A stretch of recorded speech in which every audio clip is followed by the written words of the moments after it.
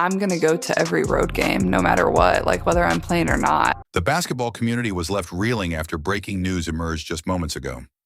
Reports now claim that Caitlin Clark, the unstoppable phenomenon who has electrified the WNBA, has chosen to step away from the sport entirely. This sudden decision comes in the wake of an unexpected incident that no one saw coming.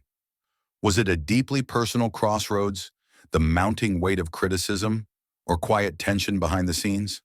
The entire league is stunned, her teammates are speechless, and fans can't wrap their heads around it. Now the question remains, what truly pushed Caitlin Clark to walk away from the WNBA? The shockwaves from her exit would ripple far beyond Indianapolis. Losing Clark would shake the Indiana fever at their core, but the impact on the broader sports world would be even greater. Millions of supporters would be heartbroken, and the WNBA's growing commercial foundation could be thrown off balance. But even the brightest stars can burn under an intense spotlight. At just 22 years old, Clark has become far more than a rising athlete. Her number 22 jersey has already become iconic. She is the engine of the Indiana Fever, the centerpiece of their future, and a beacon for the league. Few players, if any, have transformed the game in their rookie season the way she has since the WNBA's launch in 1997. Her stats alone read like those of a long-established star: 5.7 rebounds, 8.4 assists, and 19.2 points per game. But the numbers only scratch the surface. In 2024, she snapped the Fever's 7-year playoff drought, guiding them back to the postseason for the first time since 2016. Still, no scoreboard can truly measure Clark's impact, because what she's accomplished off the court might be even more remarkable. The moment Indiana announced her as the #1 draft pick, ticket demand exploded. Not by a modest margin, but by more than 400%. Smaller arenas quickly became unusable as the rush of fans grew. Gamebridge Fieldhouse, once rarely filled, suddenly became packed night after night. And it wasn't just the in-person turnout.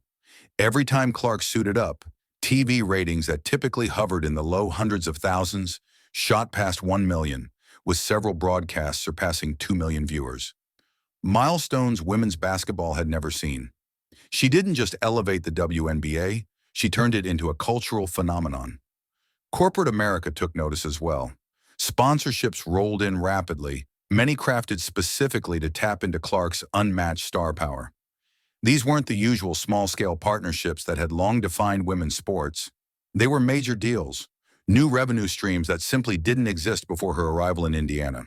Caitlin Clark achieved in a single season what decades of promotion had failed to accomplish. She transformed the WNBA into must-watch basketball. Clark wasn't simply cooling the league's growing pains, she was reshaping its entire financial landscape and elevating it to heights few imagined. And she did it all in just a matter of months. Proof that one athlete can redefine not only a sport, but its place in the wider world. So what unseen force pushed Caitlin to this pivotal moment? And could that same force ultimately reshape how history remembers her? Stay tuned. Her real story is only beginning. Influence, expectation, and the price of stardom. Clark's effect on the WNBA reaches far beyond wins or losses. She has rewired the league's pulse. TV audiences have surged. Merchandise numbers have shattered old benchmarks. Media outlets that once overlooked the league now give it front-page attention. With Clark in the picture, the WNBA has become impossible to ignore, launching her into instant global fame. And because of that, whispers about her potential exit feel like tremors of something massive, not mere speculation. But what could drive an athlete of her caliber to question the sport she loves? The answer lies in the invisible strain that comes with rising so quickly. For Clark, moving from the relative openness of college basketball to the unforgiving landscape of the professional game has required far more than simply adjusting to tougher opponents. It has meant learning to operate inside a commercial system bound by limits and rules that most fans never see.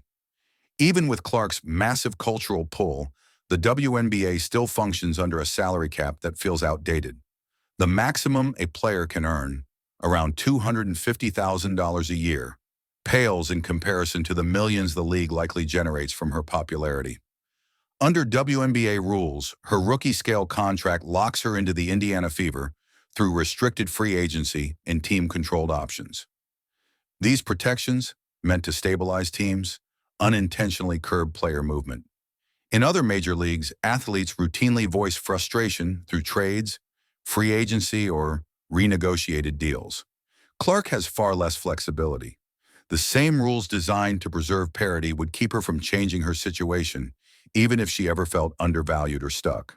The collective bargaining agreement shaping these conditions was settled long before Clark appeared, and the league could not have foreseen how dramatically one player might shift its financial trajectory.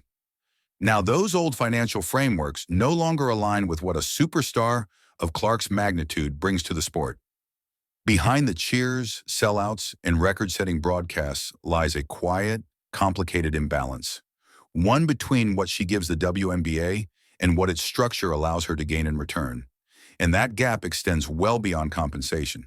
It centers on autonomy, recognition, and the evolving idea of value in women's sports. But is Caitlin truly ready to challenge the very structure that elevated her, or walk away entirely? Stay tuned. The answer may surprise you. Caitlin Clark stands at a crossroads where fame grows faster than the system built to contain it. For athletes whose influence outpaces their paycheck, the sport often shifts from pure competition to contractual battles. According to legal analysts, many major sports controversies stem from this quiet conflict. The moment a player's real market worth exceeds the rigid limits of a league's salary rules. The contrast is striking in the WNBA, where even the top contract can't match the revenue a superstar like Caitlin Clark generates through endorsements, media attention, and packed arenas. When one athlete's financial pull eclipses that of an entire roster, the pressure becomes even more intense. Yet she remains locked into the same narrow pay scale as every other player. For Clark, whose performances captivate millions and whose merchandise dominates sales, this imbalance is far more than a number.